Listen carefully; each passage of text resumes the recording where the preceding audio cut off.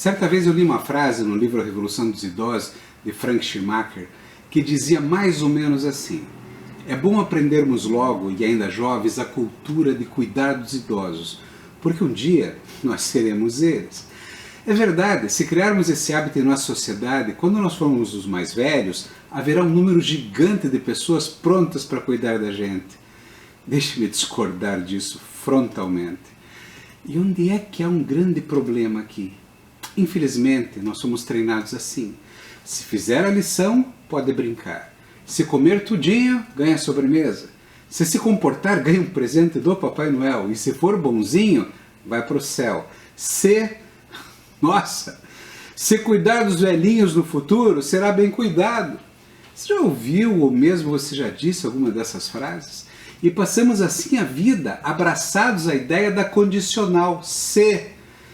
Criado como crianças, permanecemos como crianças, e pior, como eu sou ainda uma criança, apesar de grande, eu não consigo enxergar a diferença. Eu não consigo enxergar onde está o problema. Insisto, onde que há um grande problema por aqui? Pensa comigo. Eu não posso fazer o que é certo apenas porque terei alguma vantagem no futuro. Até mesmo porque o futuro é sempre incerto. É preciso fazer o certo, sempre.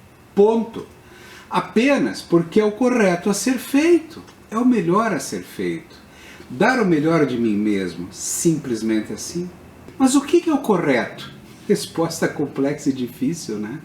Hoje, no contexto do vírus, precisamos cuidar dos idosos, dos grupos de riscos, para caso de complicação se pegarem a gripe, mas também daqueles que estão pelas ruas, sem mais onde encontrar sustento, com fome, medo e dor. Nossa, diz alguém, eu nem lembrei deles, eu nem havia pensado nisso, eles dizem. É preciso pensar em todos.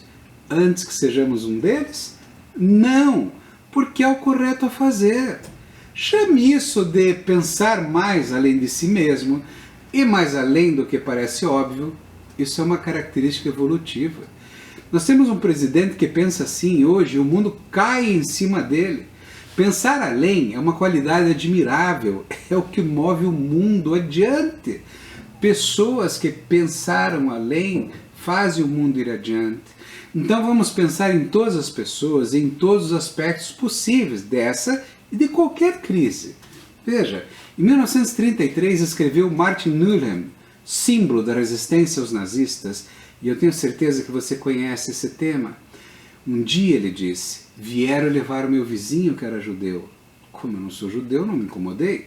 No dia seguinte vieram levar o meu outro vizinho que era comunista. Eu não sou comunista, não me incomodei.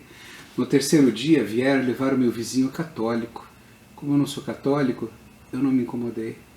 No quarto dia vieram e me levaram, e já não havia mais ninguém para reclamar. Nós não estamos às portas da Segunda Guerra Mundial como ele estava naquela época, nem da terceira, como algumas mentes esquisitas andam dizendo por aí. Crises existem para serem superadas, elas vêm e voltam, vêm e vão embora. Superadas por quem? Por mim, por você, e não apenas pelos outros vivendo ilusões infantis e ideológicas. Vou discordar de tudo que o presidente falar, porque assim aquela cadeira ainda será minha. Que rufem as panelas. Conto de fadas?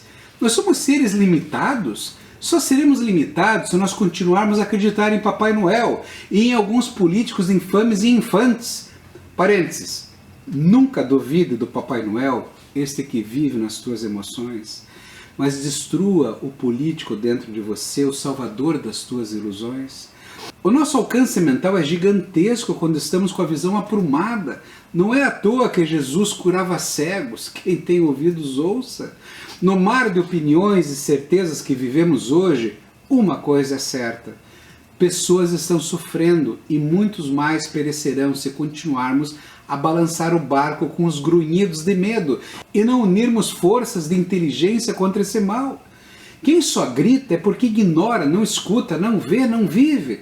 E o mal não é um vírus, o mal somos nós, quando presos a ilusões e certezas. É na rigidez de pensamentos que reina a maior fraqueza que nós temos. Nunca vejo o judeu, o comunista, o católico, o outro. É assim que um político do mal domina súditos, um péssimo pastor domina seus crentes, um chefe cretino domina os funcionários, e é assim que um companheiro dominador fere a quem diz amar. Uma companheira. Agora pensa com cuidado, vamos lá, devagarinho. Numa guerra real, pais mandam os filhos para a morte porque acreditam em um ideal, em uma bandeira. Ah não, doutor Jacir, isso só no cinema. Não vou colocar meu filho, a minha família em risco por causa de uma gripe. Diz para mim, Senhor, Senhor, o que fizemos e permitimos que fizesse com o nosso caráter, com os nossos pensamentos? É preciso ser grande para vencer uma guerra. E o que se faz em uma guerra? Protege os idosos, crianças, doentes, os mais fracos, e manda os bravos jovens para a batalha. E o que nós precisamos fazer nessa guerra aqui contra o vírus, que até se provou não matar praticamente nenhum jovem? Proteger idosos, doentes, os mais fracos, e mandar os jovens para o fronte, para o trabalho, e as crianças para a escola. É possível cuidar para que não haja transmissão do vírus desses jovens para os grupos de risco e principalmente permitir que eles criem anticorpos. Testar anticorpos, isto é, comprovar que esses anticorpos já estão lá circulando dentro dos corpos de todos nós para nos ajudar. Se não fizermos isso agora, e eu nem vou falar aqui de empresas sendo destruídas, do pesadelo do desemprego, das contas que não poderão ser pagas, mas preciso contar que apenas estaremos adiando a luta contra o vírus. Por quê? Porque um vírus não vai embora só porque você quer, tipo eu me escondo e ele desaparece. Assim que sairmos do isolamento absoluto, ele estará lá, nos esperando.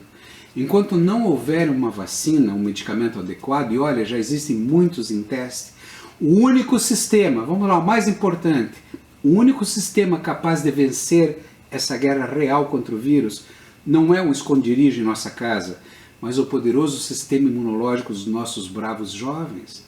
Aliás, lembre-se do que é uma vacina. Vacinar é pegar um vírus atenuado, quer dizer, enfraquecido, ou partes inertes dele e introduzir, isto é, colocar em contato com o seu corpo, para que você produza as próprias defesas. Como nossos jovens já se provaram fortes, eles são as fábricas vivas de vacina. Hoje, os jovens nas ruas, trabalhando, vivendo, amando, são as nossas principais defesas. E você ainda não quer mandar um filho para a guerra, na qual é certo que ele irá vencer e proteger assim toda a população? Voltando àquela nossa conversa inicial sobre os idosos, lembra? É urgente fazer o que é certo. Aprendermos todos a cultura de cuidarmos uns dos outros, não apenas de si mesmo, escondendo-se covardemente dentro de casa. Ah, eu vou pensar naqueles sem condições de sobreviver lá fora, só se minha despensa começar a ficar vazia. É preciso ver além daquilo que enxergamos. Acreditar além também se chama fé. Cada pessoa que passa à minha frente levará com ela o melhor de mim. Não apenas hoje, em um momento de dúvida e medo, e nunca para que um dia eu vá para o céu.